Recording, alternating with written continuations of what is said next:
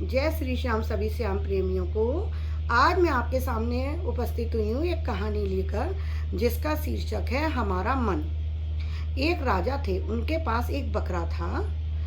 राजा ने अपने राज्य में ऐलान करवा दिया कि मेरे इस बकरे का जो पेट भर देगा मैं उसको आधा राज्य दे दूंगा। अब राज्य में इसको लेकर अफरा तफरी मच गई कि हम करेंगे हम करेंगे। सबसे पहले एक मनुष्य आता है, राजा साहब से कहता है कि राजा साहब, मैं इस बकरे को लेकर जंगल चला जाऊं?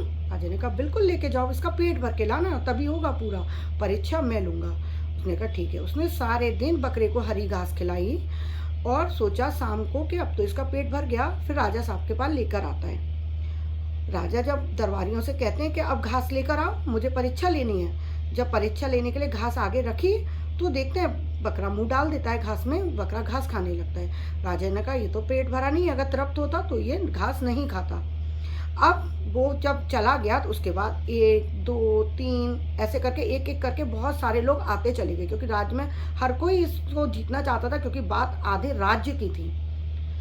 ऐसे करके सब धीरे धीरे करके हुआ ये कि सब लोग हार मानते चले गए। अब राज्य में यही होने लगा कि अब इसको कौन मतलब इससे जीत सकता है। तो सभी लोग प्रयासों में अपने विफल होते जा रहे थे। तो ये बात एक साधु के कान में भी पड़ी।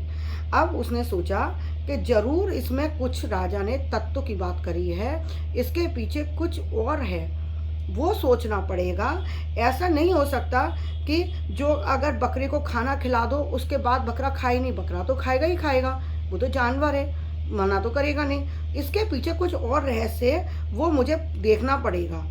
वो सत्संगी संत राजा के दरबार में गए और राजा से बोले, राजा साहब मुझे अनुमति दीजिए आप अपने बकरे को तृप्त करने की। राजा ने कहा ठीक है, आप ले जाओ, जब इतने लोग ले गए हैं तो आपको प्रभु ले जाने में क्या दिक्कत है। वह सत्संगी उसको बकरे को अपने साथ अपने घर ले जाते हैं। उसको जंगल नहीं ले जाता खिलाने के लिए, और उसको एक जगह बांध देता है। उसके सामने रखता है हरी घास का ढेर। अब जब भी बकरा उस घास में मुंह डालने की कोशिश करता है, उस घास को खाने के लिए कोशिश करता है, तो वो एक छड़ी मारता है। सुबह से शाम तक उसका यही रहा कि जब भी बकरे ने घास को खाना चाहा, सत्संगी साधु ने उसको छड़ी मारी। शाम होते होते बकरे को समझ आ गया कि मुझे अगर अपना जीवन बचाना है तो अपना इसको घास मुझे नहीं खानी है।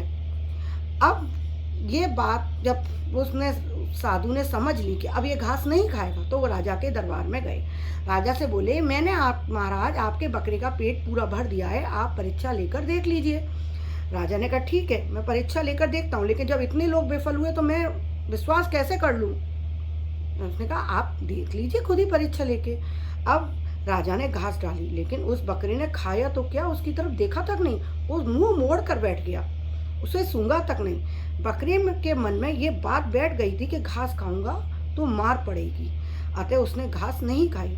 ये बकरा, इस कहानी से आपको क्या समझ आ रहा है, ये बकरा ना हमारा मन है, ये बकरा हमारा मन है। बकरे को घास चराने ले जाने वाला हमारा जीवात्मा है। ये जो हमारा शरीर है ना, ये हमारे मन को, जो हमारे मन में आती है उसको पूर्ति करके देता है। आज हमें पकवान खाने हैं, मन में आई आज हमें पकवान खाने हैं, तो ये हमारा जो शरीर है तुरंत चलो कचौड़ी खानी है तो कचौड़ी ला के आएंगे या घर में बनाने लगेंगे।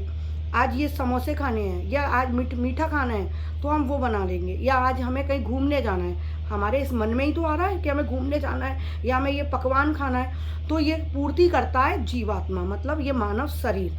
तो ये बकरे के घास चराने वाला कौन है, जीवात्मा। और राजा कौन है, परमात्मा। राजा वहाँ परीक्षा ले रहा है कि मन का पेट भरा या नहीं, मन तृप्त हुआ कि नहीं। तो मन को नियंत्रित करने वाला भी जीवात्मा ही होता है। तो उसको, जीवात्मा को ही अपने मन को सिखाना है कि हमें कैसे नियंत्रित करना है। जब भी मन हमारा भटके तो उसको नियंत्रित करना है कि नहीं, मन कह रहा है अभी घूमने जाना है, मन कह रहा है हमें पिक्चर देखनी है, मन कह रहा है मैं तो आराम करूंगा सोऊंगा, नहीं, तुम्हारा गीता पाठ का टाइम हो गया है, तुम्हारा भजन का टाइम हो गया है, तुम्हारा सत्संग का समय हो गया है, तुम्हें इस समय यही करना है। मन को मारना सीखो। जब तक मन के पीछे तुम छड़ी लेके नहीं खड़े रहोगे तो ये मन तुम्हें दौड़ाता ही रहेगा, ये तुम्हारे नियंत्रण में नहीं आएगा। मन सुधरेगा तो जीवन सुधरेगा। मन को विवेक रूपी छड़ी से रोज पीटो। मन को इस विवेक रूपी छड़ी क्या होती है? हमारा ज्ञान, सत्संग, पूजा पाठ, ये इससे रोज पीटो। भोग से जीव तृप्त नहीं हो सकता, त्याग में ही तृप्ति समाई हुई है। जब तक हम मन को मारना नहीं सीखेंगे, अगर हमारा मन कह रहा है आज हमें यहाँ जाना है, तो उसको बोलो नहीं, आज नहीं जाएंगे, अभी हम पहले भगवान का भजन करेंगे। मंदिर की कह रहा है तो तुरंत जाओ।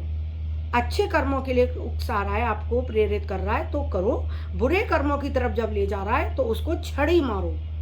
हाँ, दृढ़ वैराग्य, तीव्र भक्ति और यम नियमादि के अभ्यास से चित्त बस में होता है। यही गीता में समझाया गया है। मन स्थिर होता है तो हमारा जीवन सुधर जाता है और अंत में धीरे धीरे प्रकृति भी अदृश्य होती जाती है। संसार पर वैराग्य लाने का एक यही उपाय है। सभी राधे राधे। मेरे श्याम प्रेमियों को मेरी ये कहानी आपको कैसी लगी, कृपया करके कमेंट बॉक्स में ज़रूर बताइएगा।